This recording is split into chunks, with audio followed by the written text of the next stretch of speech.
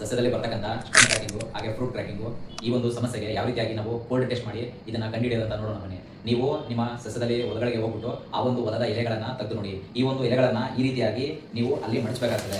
ಈ ರೀತಿಯಾದಂತಹ ಮಡಿಸಿದಂತಹ ಸಂದರ್ಭದಲ್ಲಿ ಆ ಎಲೆಗಳು ರಬ್ಬರ್ ತರ ಏನಾದರೂ ಅದು ಕ್ಲೀನ್ ಆಗಿ ಈ ತರ ಬಿಚ್ಕೊಳ್ತು ಅಂತಂದ್ರೆ ಅಲ್ಲಿ ನಿಮಗೆ ಕ್ರ್ಯಾಕಿಂಗ್ ಆಗಲಿ ಯಾವುದೇ ಸಮಸ್ಯೆ ಇಲ್ಲ. ಅದು ಸ್ಟಿಫ್ನೆಸ್ ಆಗ್ಬಿಟ್ಟು ಈ ರೀತಿಯಾಗಿ ಅದು ಮಡಿಸಿ ಓಪನ್ ಆಗಿಲ್ಲ, ಇದೇ ರೀತಿಯಾಗಿತ್ತು ಮಡಿಸಿತ್ತು ಅಂತಂದ್ರೆ ಈ ಒಂದು ಪ್ಲಾಟ್ ಅಲ್ಲಿ ನಿಮಗೆ ಸ್ಟೆಮ್ ಕ್ರ್ಯಾಕಿಂಗ್ ಬರುತ್ತೆ. ಸೊ ಹಾಗಾಗಿ ನೀವು ಈ ಒಂದು ಪ್ಲಾಟ್ ಅಲ್ಲಿ ಚಿಲೇಟೆಡ್ ಕ್ಯಾಲ್ಸಿಯಂ ಹಾಗೂ ಬೋರಾನ್ ಸ್ಪ್ರೇ ಕೈಗೊಳ್ಳಬೇಕಾಗ್ತದೆ.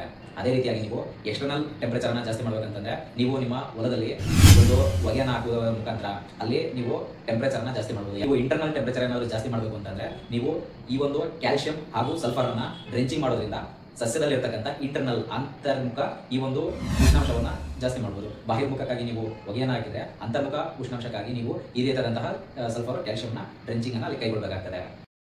ಗೊಬ್ಬರ ಕೊಡುವ ಮುಖಾಂತರ ನೀವೇನಾದರೂ ಇಂಟರ್ನಲ್ ಅಂತರ್ಮುಖ ಉಷ್ಣಾಂಶವನ್ನು ಜಾಸ್ತಿ ಮಾಡಬೇಕು ಅಂತಂದ್ರೆ ನೀವು ಕೂಡಲೇ ಅಮೋನಿಯಂ ಸಲ್ಫೇಟ್ 20 kg, ಅದ್ರ ಜೊತೆ zinc sulphate 10 kg, ferrous sulphate 10 kg ಇವುಗಳನ್ನು ನೀವು ಅಲ್ಲಿ ತೋಟದಲ್ಲಿ ಸಿಗ್ತಕ್ಕಂಥ ಒಣ ಮಣ್ಣು ಜೊತೆ ಹಸಿ ಮಣ್ಣು ಜೊತೆ ಮಿಶ್ರಣ ಮಾಡಬೇಡಿ.